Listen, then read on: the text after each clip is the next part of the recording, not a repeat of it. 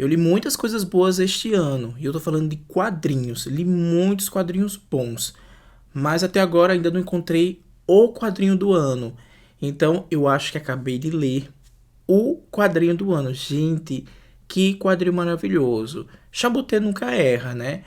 De todos os Chabotês que eu li, eu acho que eu li todos. O único que eu não gostei tanto assim foi o do Moby Dick, né? Porque ali tem uma. É basicamente um resumão da obra. Eu tinha lido a obra, então em seguida eu peguei logo o Moby Dick. E agora eu tô falando de nada mais nada menos do que Purgatório, gente. Purgatório.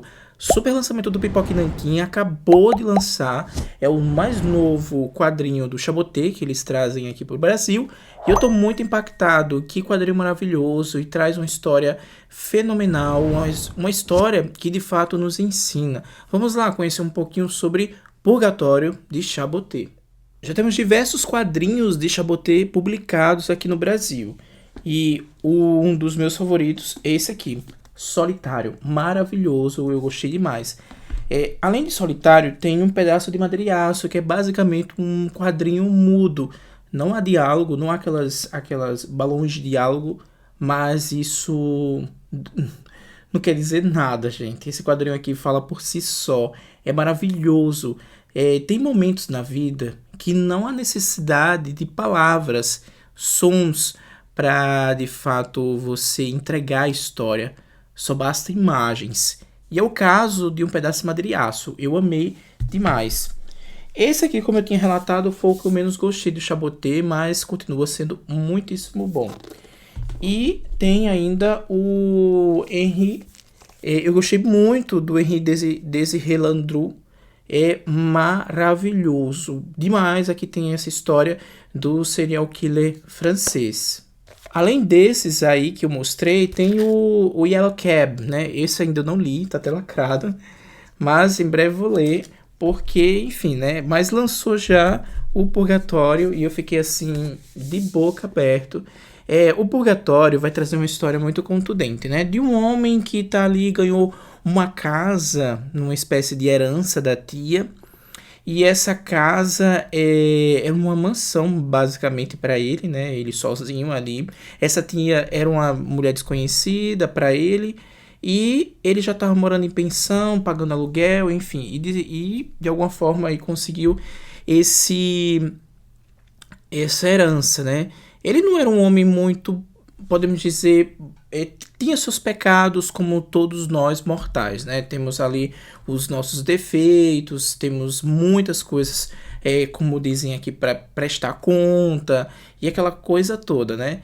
E não era diferente aqui com o protagonista, que é, gente, é maravilhoso. Acontece algo muito inusitado, né? Ele tá ali em sua casa.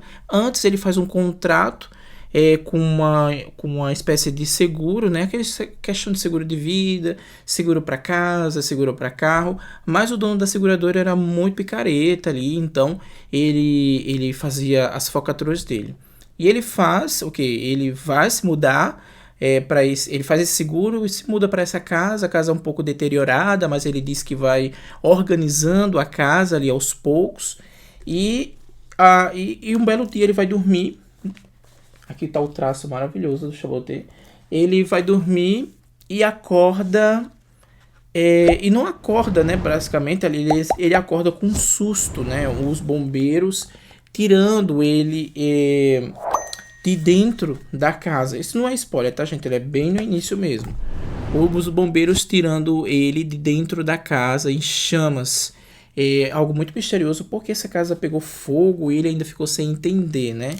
E aí ele vai em busca desse seguro que ele tinha contratado para reconstruir a casa dele e voltar a viver, que ele estava sem dinheiro, tudo tinha sido queimado no incêndio, até mesmo os seus documentos. E ali foi uma dificuldade muito grande, como eu tinha relatado, o dono da seguradora era um picareta, cheio de falcatrua, e aí a história todinha se desenrola nessa esteira da falcatrua do dono da seguradora. E um belo dia, ele tá ali depois de tanta falcatrua e difícil conseguir esse dinheiro. Um belo dia ele é atropelado por uma pessoa muito enigmática. Não vou dizer nem enigmática, que não é enigmática, mas misteriosa. Aí você lê para saber quem é essa pessoa que atropelou ele. E aí atropelou ele e ele foi parar onde? Numa espécie de limbo, né? Nessa questão toda religiosa, ele vai parar numa espécie de limbo. E ele chega lá e começa a passar um flashback da vida dele, do que ele fez de ruim, do que ele fez com algumas pessoas, que algumas pessoas se deram muito mal porque ele fez aquilo com essas pessoas, enfim. Era uma espécie de julgamento, mas não é de fato julgamento, era o limbo. E aí tem a proposta do purgatório. O purgatório, esse nome é muito sugestivo, é um nome ali muito ligado à religião, ao cristianismo. A gente também remete muito à obra do Dante Alighieri, né, que é a Divina Comédia, que tem o inferno, o purgatório e o paraíso. O purgatório, até vou ler aqui um trechinho para vocês, do que é o purgatório. E o purgatório consiste em um lugar ou condição de punição temporal para aqueles que, deixando esta vida na graça de Deus, não estão inteiramente livres de seus erros veniais ou não pagaram completamente a satisfação devida pelas suas transgressões. Ou seja, ali é uma espécie de prestar conta, né? E de fato é isso. Vai passando os flashbacks da vida dele, do que ele fez de ruim, dele fez de ruim para algumas pessoas, essas pessoas se fizeram muito mal.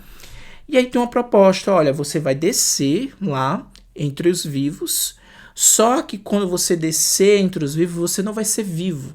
Você vai ser aquela voz. Sabe aquela voz que fica ali na sua mente? Alguém sopra no seu ouvido? Ei, não faça isso. Ei, calma. Ei, não é bem assim. Será que essa escolha está correta? Será que esse caminho está correto? Ele é meio como se fosse uma espécie de guia ali no ouvido de diversas pessoas. Ele tem essa missão e esse é o purgatório dele. Ele vai, de certa forma, pagar as suas transgressões em vida, né? Que ele praticou em vida. Ele vai pagar dessa forma. Indo no ouvido das pessoas, jogando aquela sementinha, aquela mensagem, que essa mensagem de certa forma vá mudar a vida de alguém, né? E aí ele vai se deparar com um personagem que foi a ruína dele no passado. E aí a história toda se desenrola nesse caminho. É maravilhoso. Eu gostei muito da construção que o Chabaudet fez. Tudo em relação a essa história, né, que ele trazendo essa espécie de julgamento. Tanto que quando ele volta para a Terra, né, porque os vivos não veem ele de jeito nenhum, ele aparece, porque antes aparecia assim, ó. Antes ele aparecia assim, né, coloridinho. E quando ele volta à Terra como uma espécie de mensageiro, né, do bem, aconselhando as pessoas, um conselheiro ali, ele volta assim, ó, branco, né, como se fosse uma espécie de alma, ninguém vê, né, somente ele consegue ver as pessoas, consegue emitir essas mensagens e consegue, de certa forma, evitar muitos desastres, salvar vidas de certas pessoas com essas mensagens, e ele fica empolgado com isso. É maravilhoso, é uma mensagem incrível sobre a humanidade, sobre o que nós fazemos com outras pessoas. A gente tem que ter muito cuidado com nossas palavras, a gente tem que ter muito cuidado com o que falamos, porque o que a gente pode emitir uma mensagem ali pode ser a ruína de uma pessoa. A pessoa pode internalizar de alguma forma e aquilo trazer uma angústia para a pessoa. Eu acho que quando a gente vai, de certa forma, emitir uma palavra, emitir uma mensagem, esse emissor, né, da mensagem, a gente tem que ter muito cuidado com as palavras, porque as palavras são extremamente poderosas. E a gente vê isso aqui. É um ensinamento, para mim é um dos melhores Chabotés, e eu considero ali bem no patamar ali de Solitário, que pra mim é o Chaboté, é o melhor Chaboté que eu li. Leiam Purgatório e tá brilhante, brilhante. Eu saí assim, boca aberta, gente, que mensagem maravilhosa. E é uma mensagem tão atual, né, que o Chaboté coloca aqui, sobretudo nós que estamos passando esse período eleitoral de tantas mentiras, de tantas fake news, de tantas falácias, né, de narrativas aí distorcidas, de factoides. E aqui também se passa, tem uma história de um dos personagens que se passa durante a eleição, e esse personagem é um personagem extremamente preconceituoso, é um personagem que de certa forma ele menospreza as classes baixas, é um personagem que ele menospreza as minorias, as mulheres, os homens negros. Então tem essa questão toda do preconceito desse candidato esse candidato meio que a prefeito, a governador ali nessa cidade.